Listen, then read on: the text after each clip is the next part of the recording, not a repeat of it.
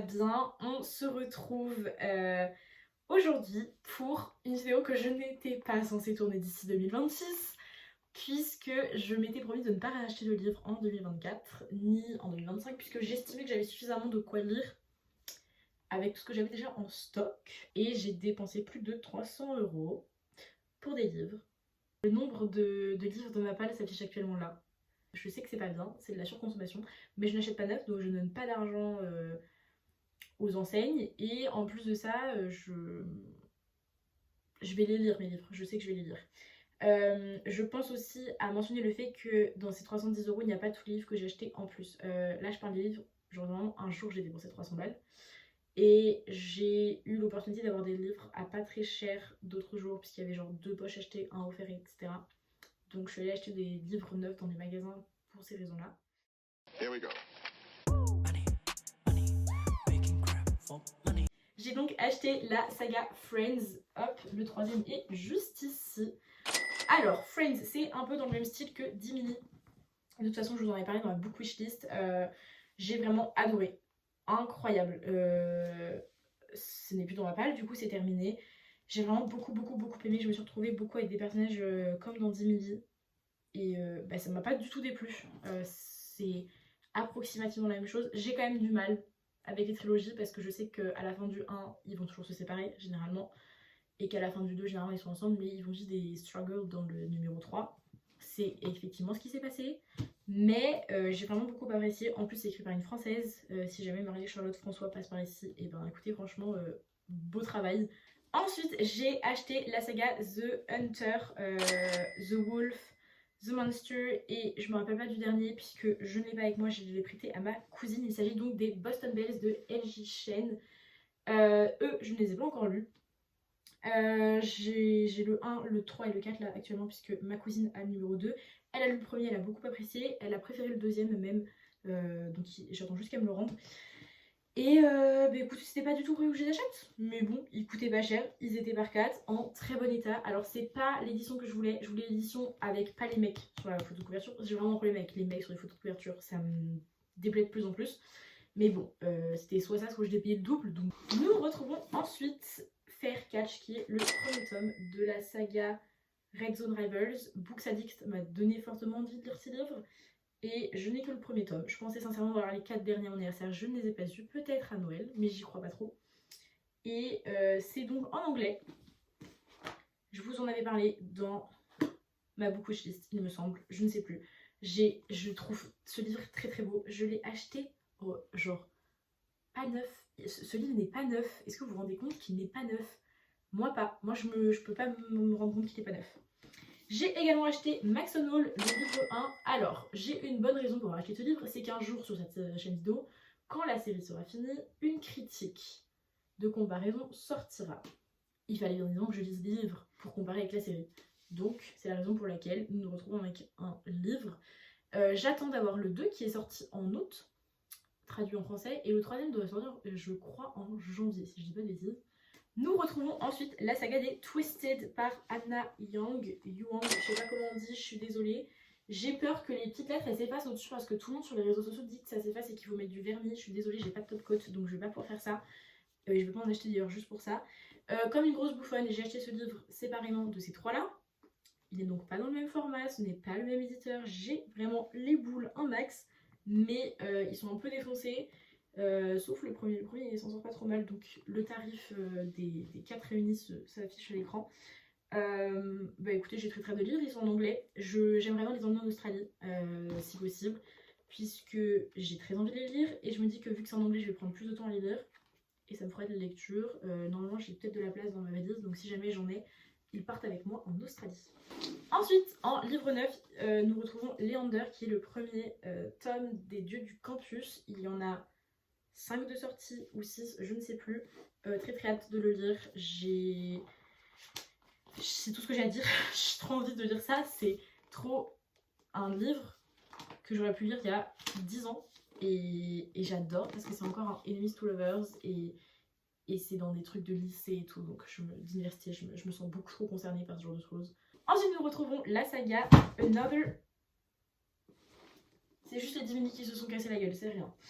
Another Story of Bad Boys, écrite par Mathilde Aloha. Je suis actuellement à la moitié de ce livre. J'espère le terminer à la fin de la semaine, puisque je me force à lire au moins 1h30 par jour.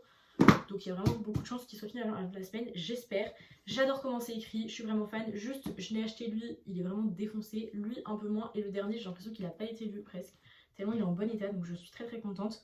Nous avons ensuite Never Forgive. Ça a été écrit par Monica Murphy. J'avais le 1 depuis plus de 2 ans, puisque je l'avais acheté à Easy Cash. Et j'avais pas le 2.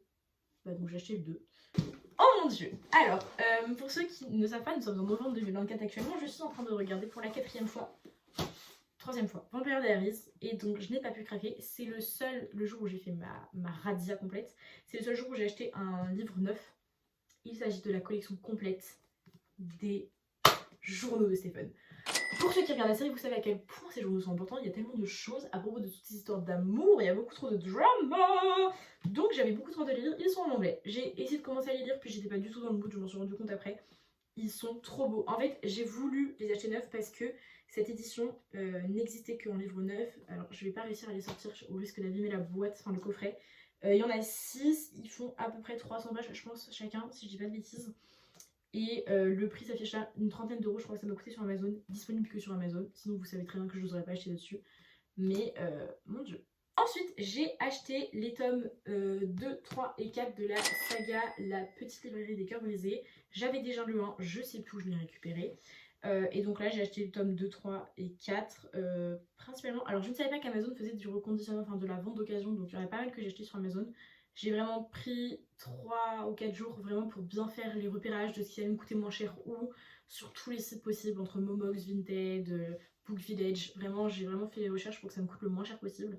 Nous avons également dans le même univers que, enfin pas dans le même univers, dans le même mood que les lieux du campus, nous avons le premier Campus Drivers. Je n'ai pas pu résister, j'ai appris qu'il allait en plus de ça être, enfin les livres allaient être adaptés en série sur Prime Video. Alors il y a juste une chose que j'ai oublié de dire, c'est que je devais acheter le tome 3 de À travers ma fenêtre et j'ai oublié de le faire, donc je ne l'ai pas. J'ai également acheté November 9 de Colleen Hoover. Je sais que cette dame pose problème, mais je vous avoue que j'en ai un petit peu pas rien à faire, mais bon, j'ai cru comprendre qu'en fait elle n'était pas si problématique que ça en fonction des gens qui interviewaient, donc je me suis quand même permis d'acheter ces livres. Tout le monde le voulait, tout le monde n'arrêtait pas d'en parler, donc il est là.